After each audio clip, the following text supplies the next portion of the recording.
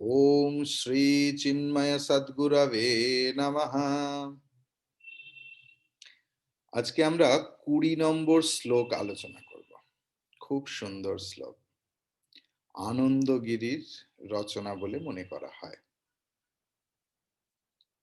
ভগবদ গীতা কিঞ্চিদধীতা, ভগবদ গীতা কিঞ্চিদধীতা, গঙ্গা জললব কণিকা পীতা, গঙ্গা জললব কণিকা পীতা, সকৃদপি येन মুরারি সমর্চা, সকৃদপি येन Murari সমর্চা, ক্রিয়তে তস্য Yemen চর্চা, ক্রিয়তে তস্য Yemen চর্চা।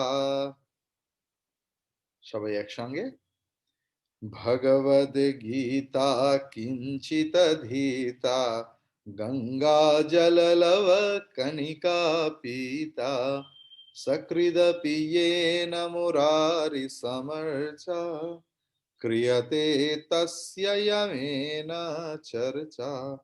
ভজ গোবিন্দম ভজ গোবিন্দম, গোবিন্দম ভজ মূঢ়মতে।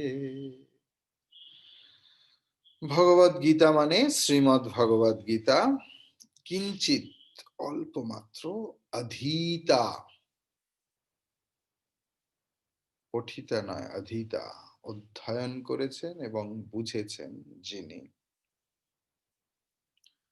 গঙ্গা জললব কণিকা, এক ফোঁটা গঙ্গা জল, পিতা যিনি পান করেছেন, সকৃত আপি অন্তত একবার, येन তৃতীয়া যার দ্বারা, মুরারি সমর্চা প্রভু মুরারির পূজা, ক্রিয়তে করা হয়, তস্য তার, यमेन মৃত্যু দেবতা যমের সঙ্গে, চর্চা কলহ বাগ বিতণ্ডা, না কখনো হয় না। অর্থাৎ যে ভগবদ গীতার সামান্য অংশ পাঠ করেছে, যে মাত্র এক বিন্দু গঙ্গা জল কখনো পান করেছে, যে অন্তত একবারও প্রভু মুরারির পূজা অর্চনা করেছে, তার সঙ্গে মৃত্যু দেবতা যমরাজ কখনো কলহে লিপ্ত হন না। তিল মাত্র গীতামৃত পানে ধন্য যে সৌভাগ্যবান, পবিত্র গঙ্গার বাড়ি এক বিন্দু যে করেছে পান, জীবনে বারেক যেবা পুজিয়াছে মুরারি চরণ, তার সনে যমরাজ কভু না কলহে লিপ্ত হন।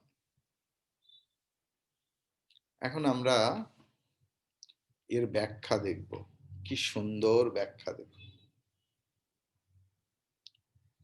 আসলে এই শ্লোকে আমরা একটা পরিষ্কার পার্থক্য দেখতে পাই জ্ঞানীর এবং অজ্ঞানীর। রোগী হোক আর ভোগী হোক, জ্ঞানী সর্বদা আনন্দে, আর যে ভোগী সে রোগে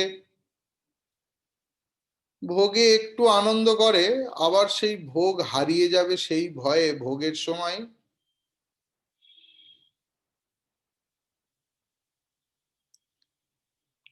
জ্ঞানী সুখেও আনন্দিত, দুঃখেও আনন্দিত, আর অজ্ঞানী সারাক্ষণ দুঃখে নিমজ্জিত, সুখের সময়ও অজানা অলিক কল্পনায় দুঃখকে ডেকে নিয়ে আসে, কোনো কারণ নেই। অজ্ঞানী সর্বদাই দুঃখী। সে নিঃসঙ্গ থাকলে দুঃখী, আবার তার কাছে যদি অনেক লোক সাহায্যের জন্য এনে দেয়া হয় তখনও সে দুঃখী। তার দুঃখের আর অন্ত হয় না, আর সে দুঃখের প্রচার করতেই ভালোবাসে। সে ভাবে এতেই বোধহয় মানুষের সেন্টিমেন্ট পাওয়া যায়। সারাক্ষণ সে শুধু দুঃখের চর্চা, এই সমস্যা, এই সমস্যা, এই সমস্যা। আনন্দের কোনো ঠিকানা নেই তার কাছে, আনন্দের কোনো খবর নেই। এখন জ্ঞানী কি করে হওয়া যাবে?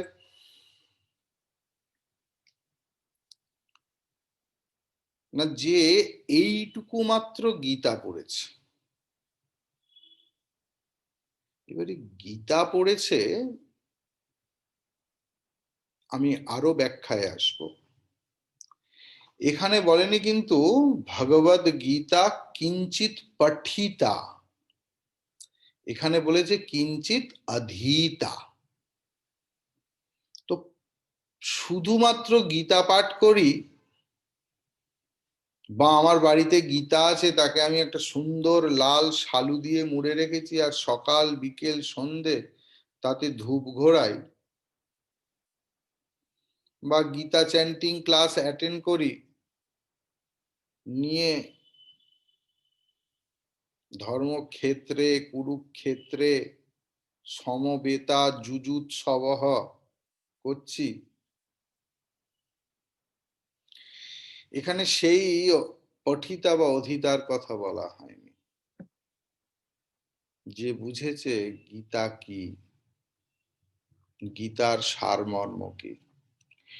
ভগবান শ্রীরামকৃষ্ণ বলছেন যে 10 বার গীতা গীতা বললে যা হয় সেটাই গীতার সারমর্ম। গীতা গীতা গীতা গীতা গীতা, ত্যাগ হলো গীতার সবকিছু। আমি যদি স্বেচ্ছায় কোনো কিছু ত্যাগ না করি, প্রকৃতি আমার থেকে কেড়ে নেবে একদিন সবকিছু। গীতা আমাদের সেটাই শেখায়। আমাদের জানতে হবে যে আমরা এনাফ ভোগ করেছি, এবার আমাদের ভোগের সামগ্রী এলেও রিজেক্ট করতে হবে। আমার ত্যাগ করার সময় এসেছে। এর নাম কিঞ্চিত অধীতা। গীতা হলো অদ্বৈত অমৃত গীতা। শুধু পড়াই নয়, অমৃত দেখলে হবে না, অমৃত পান করতে হবে। যার জল পিপাসা পেয়েছে তাকে হাজার বোঝাও জল 2 ভাগ হাইড্রোজেন আর 1 ভাগ অক্সিজেন দিয়ে মিলিয়ে মিশিয়ে তৈরি হয়, কৈলাসের জল, অমুকের জল, বলে থামো তো বাপু, আগে 1 গ্লাস জল দাও খাই, তবে তৃষ্ণা মেটে। তাই গীতা দেখলে আর কটকট করে পড়লেই অধীতা হয় না। গীতার সারমর্ম বুঝতে হবে যথার্থ মানুষের কাছে গিয়ে। সেই মানুষের কাছে জম আসতে ভয় পায়, সেই মানুষের ক্ষেত্রে জম আসতে ভয় পায়। গঙ্গা মানে জ্ঞান গঙ্গা, যা পরম্পরাগত ভাবে চলছে। সদাশিব সমারম্ভাম শঙ্করাচার্য মধ্যমাম अस्मद आचार्य पर्यंताम वंदे गुरु परंपरा। এই গুরু পরম্পরা প্রতীক স্বরূপ হয়ে গঙ্গা, মা গঙ্গা বইছে, পরম্পরার গঙ্গা, জ্ঞানের গঙ্গা।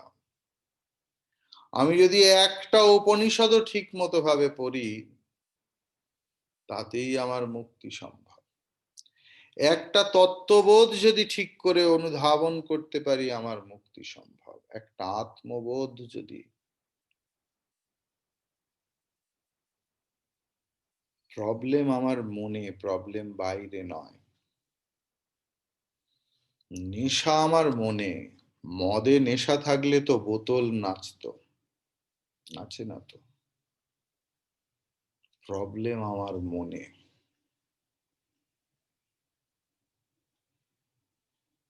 সর্বদা মৃত্যু ভয়। আবার এইখানে আছে গঙ্গা জল লব, আমি মরার আগে গঙ্গা জল খেয়েছি, তার মানে আমার আর কিছু হবে না। হওয়া না হওয়া তো পরের ব্যাপার, গঙ্গার জল এখন যা অবস্থা তা খেলে নির্ঘাত ডায়রিয়া তো হবেই।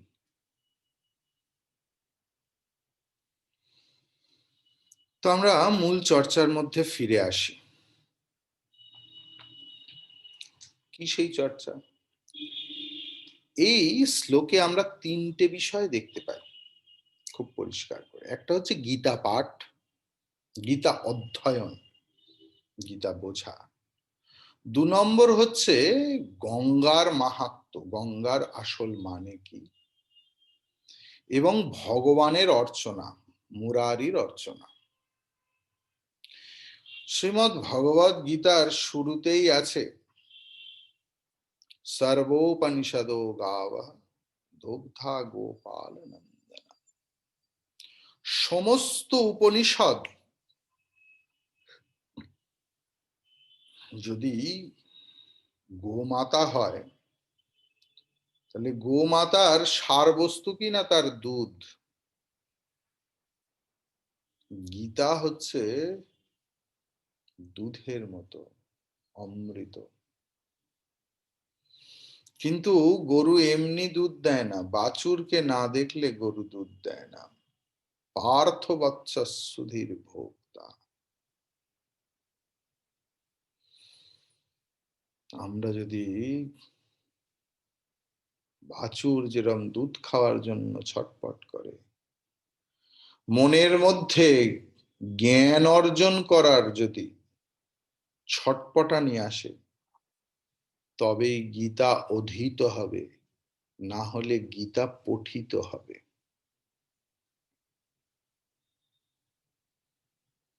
গীতার 18তম অধ্যায়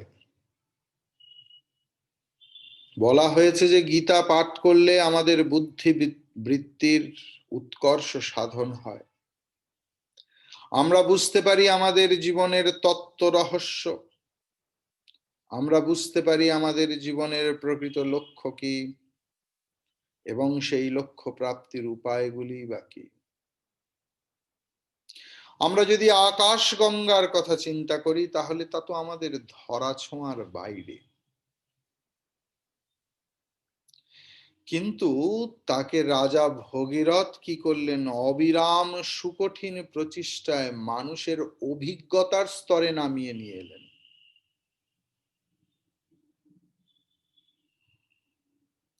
এবং আজকের দিনে তা মহাদেবের শিবের শুদ্ধ মেধা, জটা হলো মেধার প্রতীক, শিব হলো মেধার প্রতীক, সেখান থেকে উদ্গত হচ্ছে। শিব হলো প্রজ্ঞার প্রতীক, প্রজ্ঞা ধারণের প্রতীক, মেধা হলো প্রজ্ঞা ধারণের প্রতীক। কি সুন্দর প্রতীক দেখুন না। গঙ্গার যে ফোর্স তা বিধ্বংসী, প্রজ্ঞার যে ফোর্স তা বিধ্বংসী। এখন কথা হচ্ছে যে তাকে ধারণ করবে কে? না, মেধার স্বরূপ ভগবান শিব, চির তপস্বী, কৈলাসের প্রভু। তপস্যার মাধ্যমে মেধার বৃদ্ধি হয়েছে, সেই মেধার ফলে চরম জ্ঞান আয়ত্ত হয়েছে। তারপর মহারাজ ভগীরথের অনুরোধে সেই জ্ঞান ক্ষীণ ধারায় প্রবাহিত হয়েছে, এবং বিধ্বংসী প্লাবনের পরিবর্তে, বিধ্বংসী বন্যার পরিবর্তে বছরের পর বছর দেশের হৃদয়কে উর্বর করে রেখেছে এই গঙ্গা।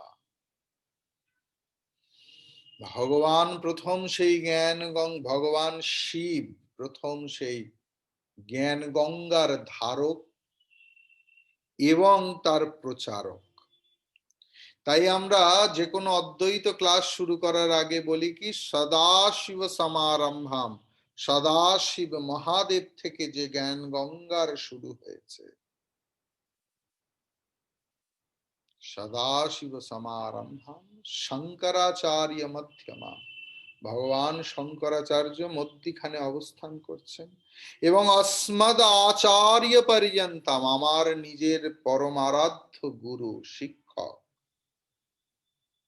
এই যে পরম্পরা,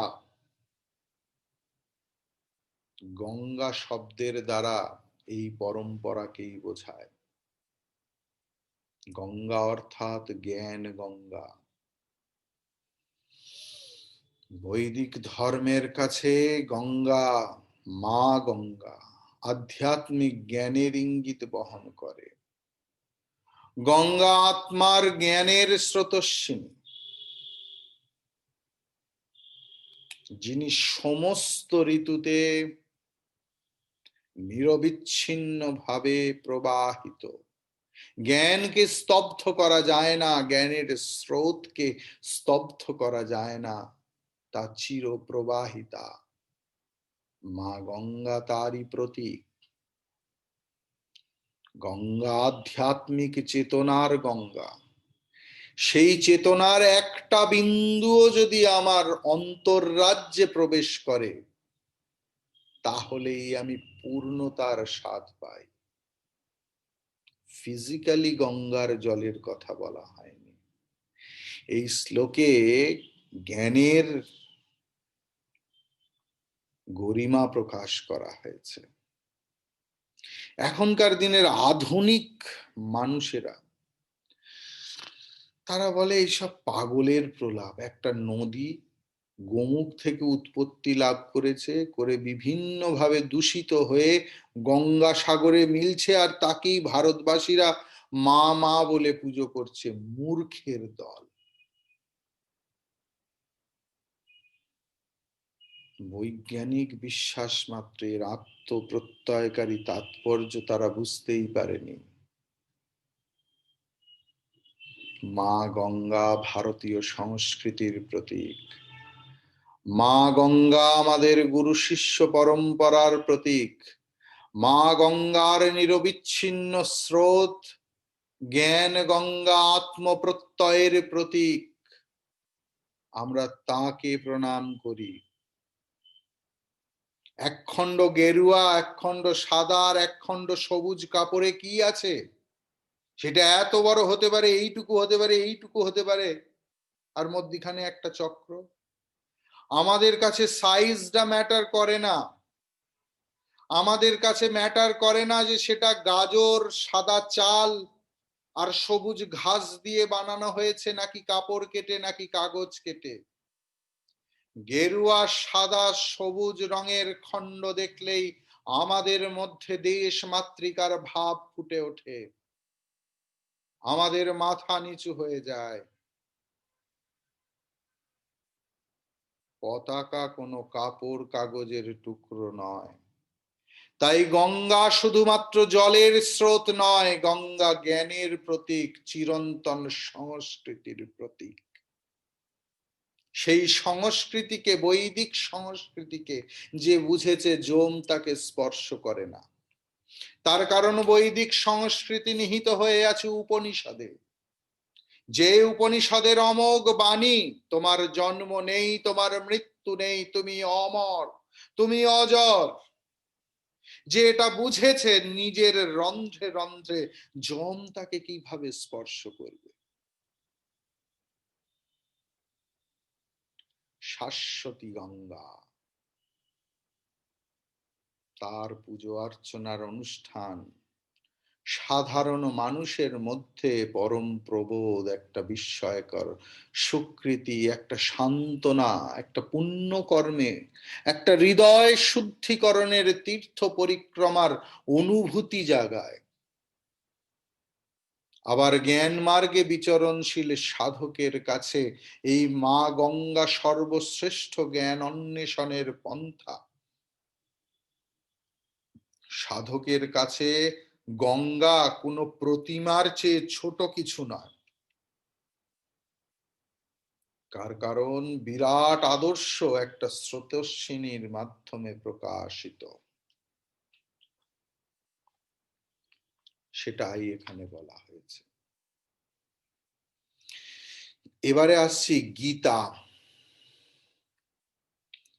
গীতা অধ্যয়ন যদি একজন মেধাবী ছাত্রকে করানো যায়, কিরকম বিষয়?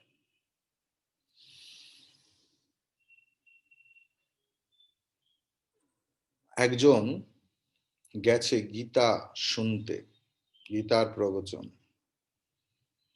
কথাকার শুরু করেছে ধর্মক্ষেত্রে কুরুক্ষেত্রে সমবেতায়ুৎসবঃ, বলে আমি আসি, আমার শেখা হয়ে গেছে গীতা। তাহলে আরে শুরুই করিনি, শেখা কি করে হলো? বলে না না আমার হয়ে গেছে। এরকম 3বার হয়েছে। বলে বলো তুমি কি, চলে যাও, কিন্তু কি তুমি বুঝেছো সেটা তো বলো। বলে আমার বোঝা হয়ে গেছে, লেখা আছে ক্ষেত্রে ক্ষেত্রে ধর্ম কুরু। জীবনের প্রতিটা ক্ষেত্রে ধর্মকে অবলম্বন করতে বলছে। ধর্মকে অবলম্বন যে করেছে সেই গীতার আসল পাঠক।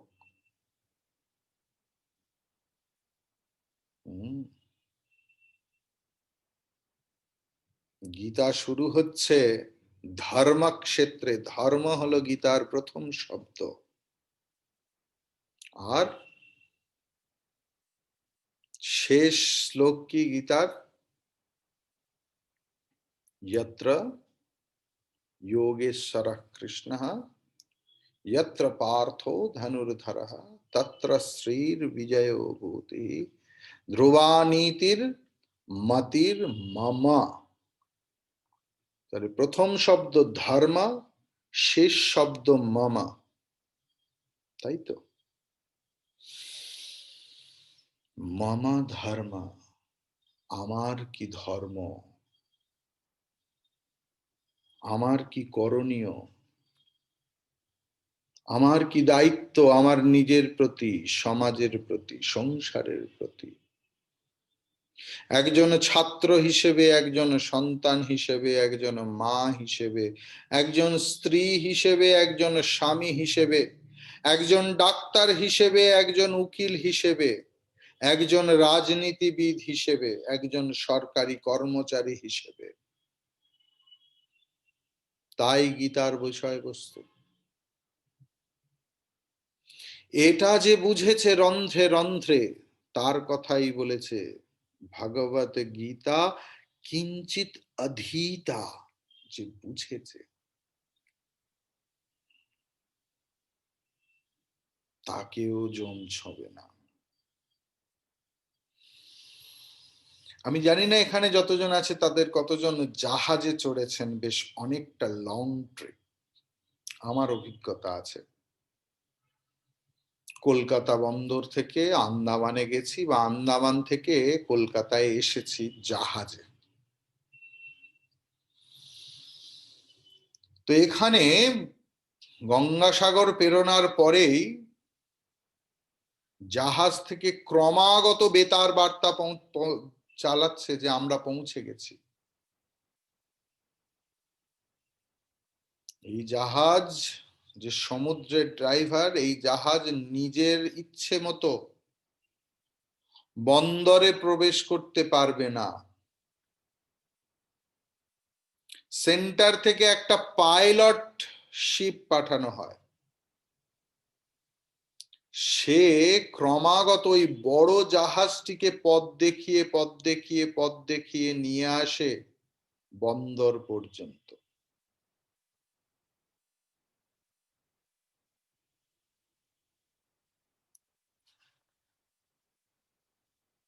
সেই পাইলট শিপ, পাইলট আসার আগে পর্যন্ত, পাইলট ছোট্ট জাহাজ আসার আগে পর্যন্ত যত বড় জাহাজই হোক তাকে ধৈর্য সহকারে প্রতীক্ষা করতে হয়। তার কারণ এই নদীর পথ বাঁকা, সেখানে কোথায় নদীর চড়া উঠেছে তা শুধুমাত্র ওই পাইলটই জানে, আর কেউ জানে না। সে ওই পথে অভিজ্ঞ। জাহাজ যত বড়ই হোক, আমরা দেখেছি মধ্যিখানে খবরের কাগজে বহু বিদেশি বড় বড় জাহাজ বালির চরে আটকে গেছে, ডুবে গেছে, নষ্ট হয়েছে। তার কারণ তারা পাইলটের জন্য অপেক্ষা করেনি, নিজেরাই বন্দরে পৌঁছতে গেছে। তার কারণ কোনো বার্তা পাঠাতে দেরি হয়েছে, কোনো সমস্যা হয়েছে, তাই পাইলট শিপ আসতে দেরি করেছে, কিন্তু অত ধৈর্য নেই, তারা চলে এসেছে, ডুবে মরেছে। একজন সাধককেও এই বন্দর যদি লক্ষ্য হয়, আর একজন সাধক যদি বড় জাহাজ হয়, তাহলে তাকেও অপেক্ষা করতে হয়। সেই অপেক্ষার নাম ভক্তি ভরে কীর্তন, জপ, পূজা আদি। তারপরে পাইলট আসেন। পাইলট কে? না, গুরু।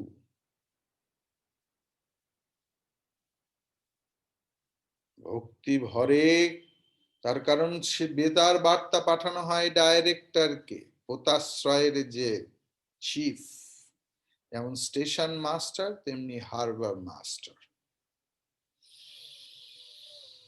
তিনি সব দেখে শুনে বোঝেন যে হ্যাঁ, তার কারণ অনেক জাহাজ আসছে, তো কোন জাহাজকে কখন কোথায়, বন্দর তো একটা। তাই গুরু এসে রাস্তা দেখিয়ে নিয়ে যায়, আর গুরু ছাড়া চলতে গেলেই বালির চরে মুখ থুবড়ে পড়া ছাড়া উপায় নেই।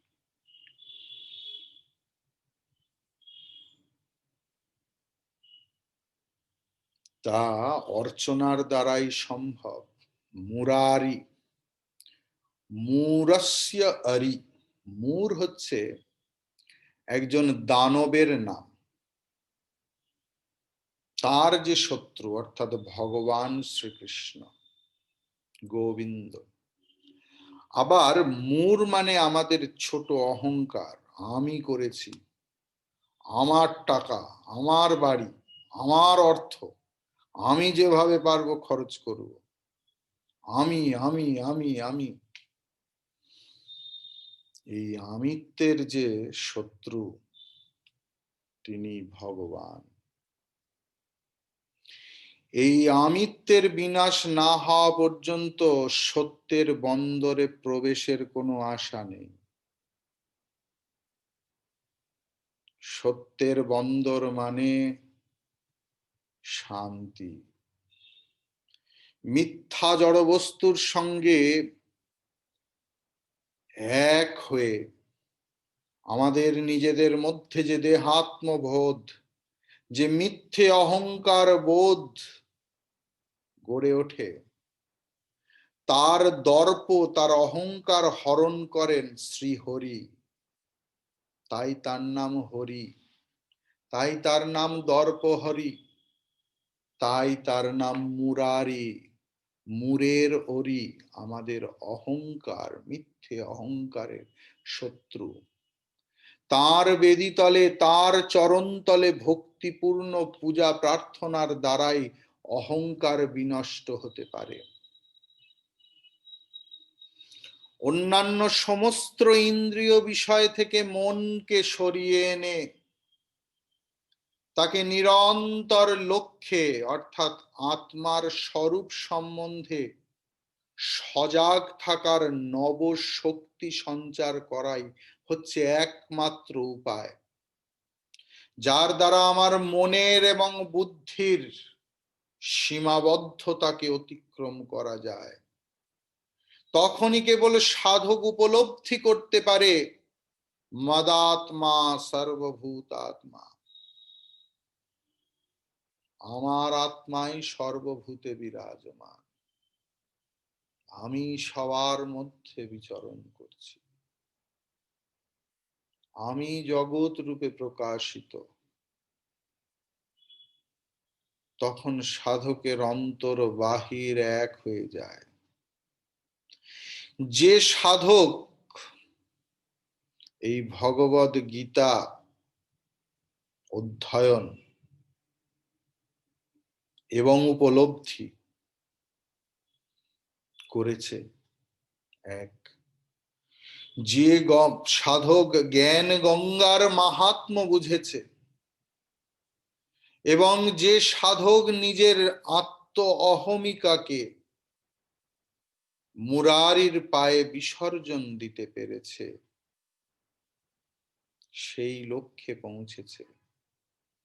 তখন তার আর মৃত্যু ভয় থাকে না। মৃত্যুর দেবতা যম তাকে কোনো প্রশ্ন করতে সাহসী হয় না। আবার সাধক নিজেও তখন মৃত্যুর সম্বন্ধে দুশ্চিন্তাগ্রস্ত হন না। মৃত্যুর দেবতাকে যম বা যম, যাকে আমরা বাংলায় বলি, যম মানে নিয়ামক, কন্ট্রোলার। মৃত্যুর নীতি বা নিয়ম ছাড়া, এখানে একটা কথা, মৃত্যু কি? মৃত্যুর নীতি বা মৃত্যু যদি না থাকতো তাহলে জগতের সমস্ত কার্যকলাপ এত সুন্দর, সুষ্ঠু ও নিখুঁত, নিপুণ ভাবে পরিচালনা করা সম্ভব হতো না, সৃষ্টিও সম্ভব হতো না। আজ আমরা যে নিজেদের শরীর দেখি, আমরা যদি বিজ্ঞানগতভাবে দেখি, প্রত্যেকটা কোষ, রক্ত থেকে শুরু করে আমাদের এই চামড়া, চুল, চোখ, হাত, পা, নখ সব নতুন। তার সৃষ্টি হচ্ছে কিভাবে? যখন পুরনো গুলো মরছে। আমরা নিজেও জানি না যে আমাদের যে রক্ত, তার লোহিত রক্তকণিকা মাত্র 7 দিন বাঁচে, শ্বেত রক্তকণিকা মাত্র 15 দিন বাঁচে, তারপরে আবার নতুন। তাই আমরা যখন বলি আমি এক আছি, মোটেও নয়। আমরা জানি না যে মানুষটা জন্মেছিল 20, 30, 40, 50, 60, 70 বছর আগে, সেই মানুষটা নয় এটা। এটা নতুন শরীর। তারই প্রতীক হিসেবে জগন্নাথ দেবের 12 বছর পরে নবকলেবরের পুজো হয়। যে দেহ পরিবর্তন হয় আর একটা কি ব্রহ্ম বস্তু থাকে, সেটা এক। এইটা বোঝানো, যে আত্মার একত্ব বোঝানোর দরকার।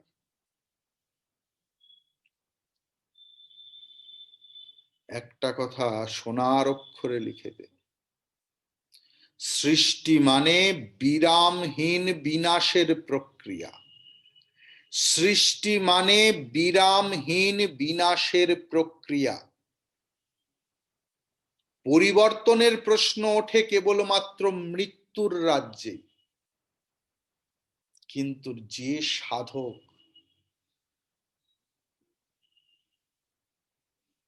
মানে পরিবর্তন বোঝা যায় কিভাবে? না, দেহ মন বুদ্ধি দিয়ে, তবেই তো আমরা পরিবর্তন বুঝতে পারি।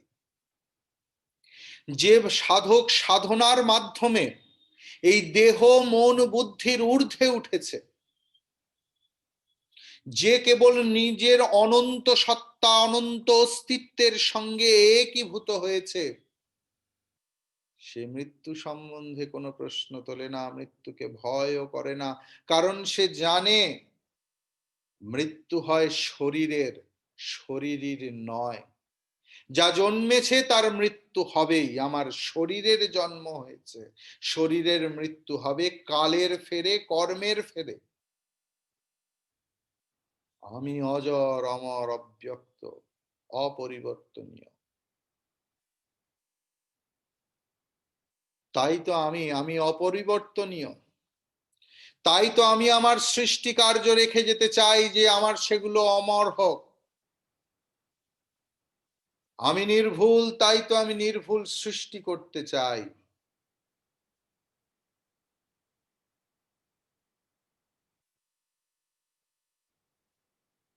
এই 3টি জিনিস করলে আমরা মৃত্যুকে জয় করতে পারি।